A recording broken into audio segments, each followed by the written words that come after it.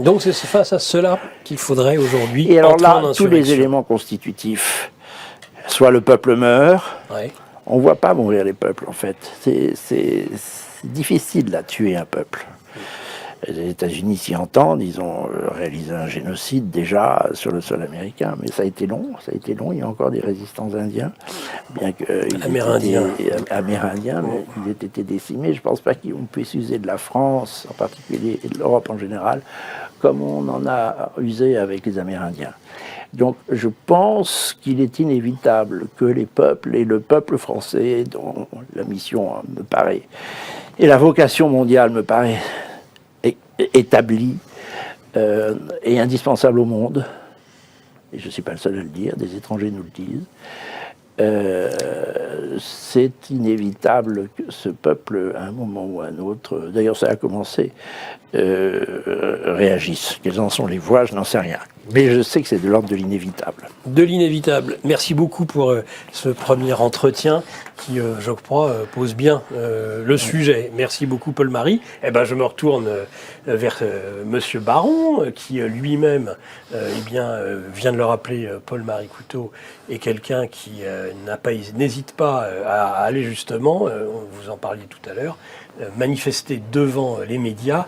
Est-ce que vous partagez tout ou partie de l'analyse de Paul-Marie ? Totalement, sur le plan des raisons culturelles et politiques qui sont en train de submerger notre pays, on va dire qu'il y a un constat général. Excusez-moi. Après, du point de vue du révolutionnaire en son pays, il y a les circonstances générales et il y a les cibles sur lesquelles on va travailler, parce que un constat culturel et politique qui nous opprime, c'est une forme d'abstraction. C'est de la réalité, mais c'est une abstraction. Mmh. Tandis qu'il faut bien quand même des opérateurs pour faire agir cette oppression. Donc on a une tyrannie. Une tyrannie est quand même bien incarnée. Actuellement en France, la tyrannie est incarnée par Macron et tout ce qui va avec.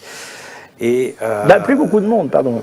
Oui, il y a beaucoup de gens qui s'en éloignent, y compris le secrétaire général de l'Élysée qui a trouvé sa petite planque. C'est ça. Mais il est très seul, ce tyran. C'est ça, mais malheureusement, il a encore la main sur le pouvoir. Et la difficulté donc pour un révolutionnaire, c'est d'abord de faire comprendre à l'ensemble des militants, des gens énervés, qu'il faut bien désigner le tyran, oui, qu'il faut le renverser, qu'il faut pour ça obtenir le soutien soit tacite, soit proactif des armées, parce que si on n'a pas ce soutien-là à un moment ou à un autre, quelle qu'en soit la forme, on ne peut pas réussir une révolution. Je vais donner un exemple. Alors pardon, c'est un coup d'État à ce moment-là. Tout à fait, mais ça peut se nuancer. Mais disons que je vais prendre un exemple sérieux, un contemporain où on a eu la révolution tunisienne il n'y a pas très très longtemps non plus. Oui. Nous sommes donc face à un peuple éduqué, qui avait accès à Internet, qui voilà, s'est révolté dans la rue contre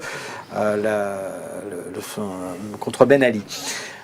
À quel moment Ben Ali est tombé finalement? C'est pas le fait que les gens se rassemblent dans les rues, sur les places, qui l'ont fait tomber. C'est quand l'armée tunisienne, qui est une armée de conscription, en fait, a certainement été saisie par Ben Ali pour dire qu'il va falloir restaurer l'ordre, et a dit non. En fait, le plus simple pour restaurer l'ordre, c'est que le tyran s'en aille. C'est la meilleure façon de s'assurer que les gens rentrent chez eux. Ça ne veut pas dire que l'armée veut reprendre le pouvoir. D'ailleurs, les militaires tunisiens n'ont pas voulu reprendre le pouvoir. Ils ont préféré laisser la Constitution faire les choses et assurer une transition avec une gouvernance politique et civile. Et comme vous le dites, c'était une armée de conscription. Ce n'est plus notre cas aujourd'hui en France. Mais toujours est-il qu'on a à peu près le même problème. Quand il y avait eu la mai 68, c'est un épisode que je raconte dans mon livre. Qui décrit bien ce genre de situation. De Gaulle était d'une ancienne école où il considérait qu'on pouvait utiliser l'armée pour établir l'ordre. En revanche, Pierre Messmer, qui était son ministre de la Défense, n'était pas tout à fait de cette ligne-là. Et Georges Pompidou, qui était alors Premier ministre à l'époque, ne cessait de réunir le ministre de la Défense, le ministre de l'Intérieur et de l'Éducation pour dire, bon voilà, il faut gérer. Et le ministre de l'Intérieur se plaignait en disant, il nous faut de l'armée, il nous faut absolument, envoyez-nous deux régiments qui sont plus très loin. Et Pierre Messner qui ne voulait... C'était pour assurer les transports ou c'était clairement pour faire du rétablissement de l'ordre.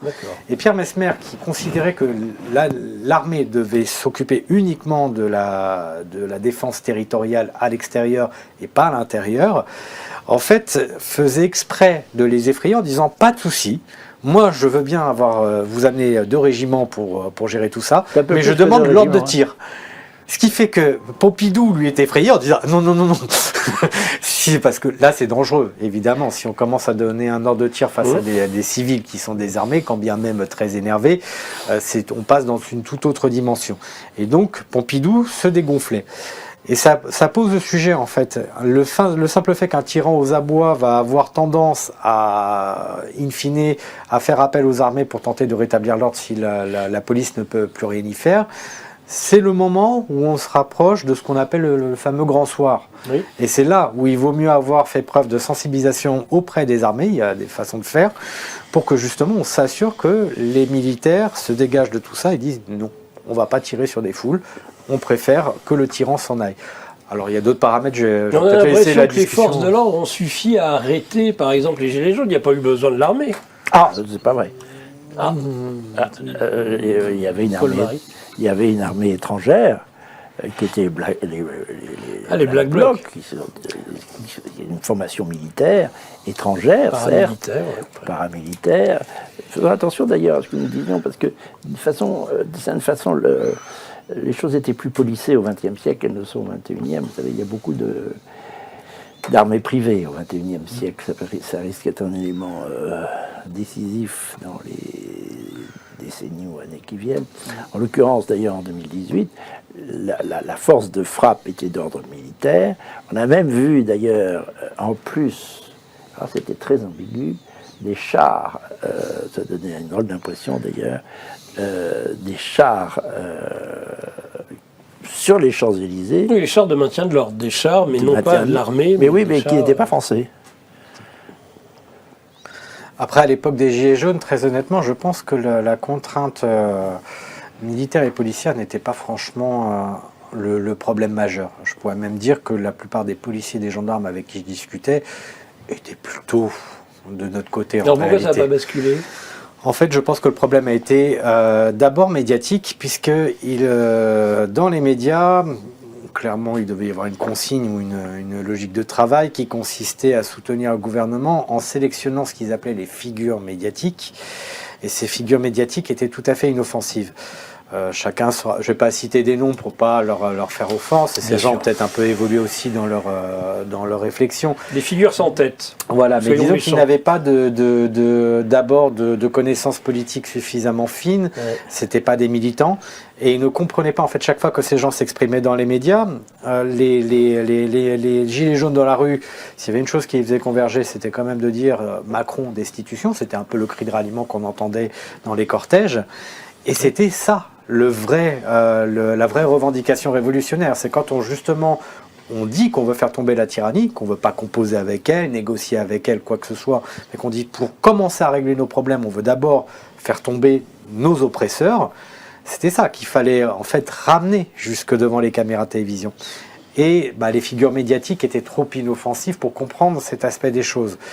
Et il y avait évidemment tout le reste qui était de l'organisationnel, c'est-à-dire que si vous faites marcher des gens comme des lapins, faire du tourisme dans Paris, dans les rues, mais que vous ne les rassemblez pas soit devant le Parlement, soit devant les grands médias qui soutiennent ce gouvernement, quelque part, vous n'avez aucun effet tactique.